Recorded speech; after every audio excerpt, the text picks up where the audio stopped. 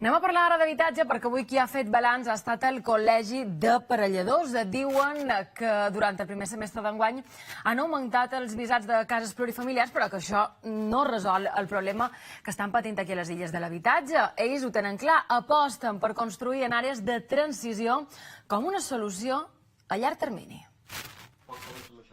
El Col·legi d'Aparelladors i Arquitectes Tècnics de Mallorca creu que construir habitatges en àrees de transició serà positiu a llarg termini mentre es destinin al mercat de protecció oficial a un preu limitat. Si sacamos suelo al mejor postor para construir lo que más rendimiento dé, estaríamos en las mismas. Tanto, esa es la línea. Si sale suelo, que sea para un tipo de vivienda muy específico, evidentemente.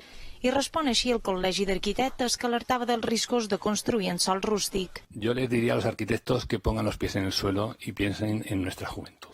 Pensen que la llei de liberalització de sòl facilitarà l'accés a l'habitatge, cosa que no ha passat tot i les xifres.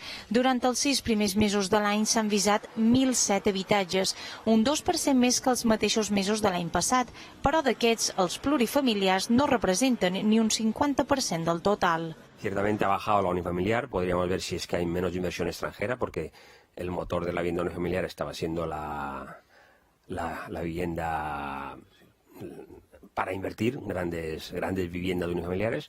Ha bajado esto bastante y se ha compensado con un poquito con el aumento de vivienda plurifamiliar. Es decir, vivienda plurifamiliar ha aumentado un poco, però en estos momentos no estamos resolviendo el problema de la vivienda. Per al Col·legi, la proporció idònia seria la de construir 4 vegades més plurifamiliars que unifamiliars. El Col·legi denuncia que l'atorgament de llicències frena el sector i demana que s'agilitzi.